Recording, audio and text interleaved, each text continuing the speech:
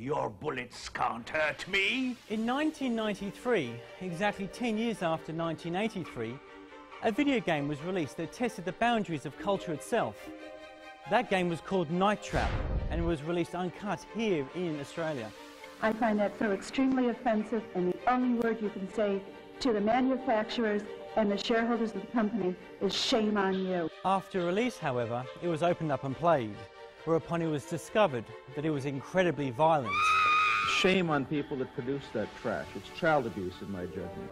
This discovery led to classification ratings being made for video games, and while the market grew bigger and bigger through the years, the ratings have stayed the same, apart from going through a Technicolor workout. Last year, Australians bought more than 12.5 million games, and it made more than $1.3 billion, and with an average gaming age of 28, there is more of a market than ever for violence and adult themes in video games, just like there are in movies. But unlike movies, video games are still being treated by the Australian Ratings Board like an unconvincing transvestite. If an exceptionally violent video game were a movie, there'd be no problem.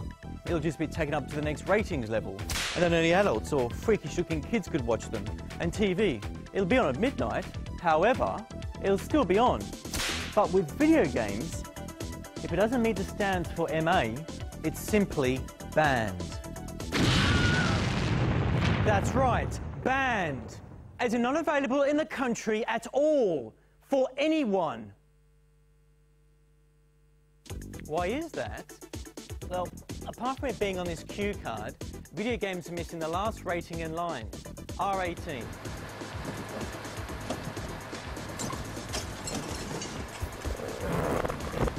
Between 2006 and 2007, the Office of Film Literature Classification received 57 complaints. Of those, 4 complaints were received about 4 different violent games, and one was about how Bully should have been banned outright. But get this, 43 of the 57 complaints were about the lack of the R18 rating. That's 8.5 times more people than those who complained about the violent games in the first place. It's crazy to think that video games are less worthy than movies, especially when it results in oddities like this. In 2004, the video game based on the movie Reservoir Dogs came out, or at least it was supposed to. It was held up in Australia because it had too much violence. Basically, the Office of Film Literature Classification thought that this is more violent than these. Of course they were always going to be prejudiced against a game based on a Tarantino film, despite the fact that even more violent games like Gears of War slipped through. And of course there's Grand Theft Auto. From its top-down car theft to its high-definition car theft, it's been a target for controversy since inception. In 2004, Grand Theft Auto San Andreas arrived. Soon after release, the game data was thoroughly explored and hacked into, unlocking vehicles and weapons that were left unfinished by the game designers. In amongst this was a hidden sex minigame. By sex, of course, I mean pressing a button repeatedly for a few minutes. Soon, it hit the news, and through some extraordinary domino effect, Hillary Clinton effectively pulled the game from Australian shelves. Oh, too hot. Anyway, thing is, you have to unlock the ability to get a girlfriend. Actually get a girlfriend, get her to like you enough, download the illegal patch, and only then can you play the minigame. And even then it was a disappointment. You had unfinished polygons, recycled textures, incomplete audio files, fragmented animation, and still, the OFLC thought it was much worse than anything Sharon Stone has been in. Ugh! But what's the difference between MA and R? Well, it's either blood or sex. With violence, it's all about whether a limb gets cut off or someone gets decapitated. Yeah. And with sex, well, it seems that any game that deals with sex is banned or censored. Even in GTA, they were fully clothed. Explain that one to me. On second thoughts, don't. Also in 2004, the game about graffiti artist Mark Echo was banned in Australia for promoting graffiti crime. The game is about a young graffiti artist in a future world ruled by a government who tells you what you can and what you can't do or play. Sound familiar? Now, if doing something in the virtual world correlated in any way to the real world, I would now know how to graffiti walls, evade police, and earn street cred from my homies.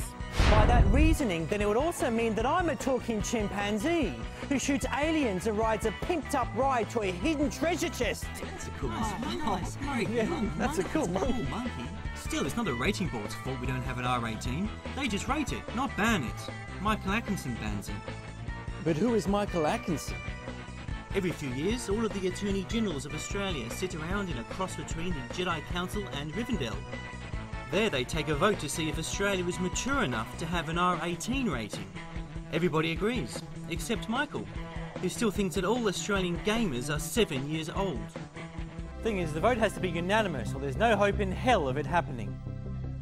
But what is this really about? Censorship! If you said censorship, you'd be right. Right now, game developers need to fit their game at MA standards or below. This means censorship, which usually boils down to the right amount of violence, right? Oh, I hate that guy. Well, I hate you!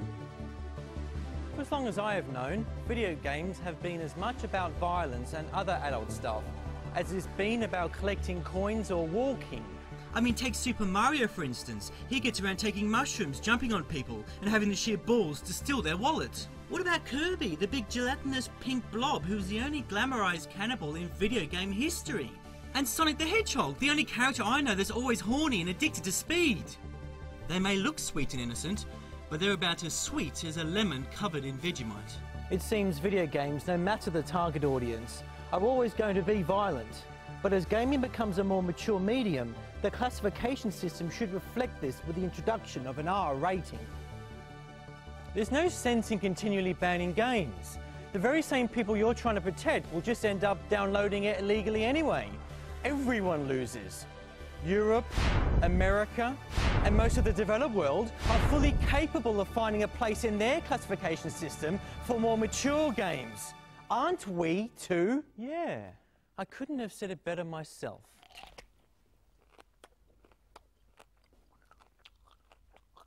I don't like it at all.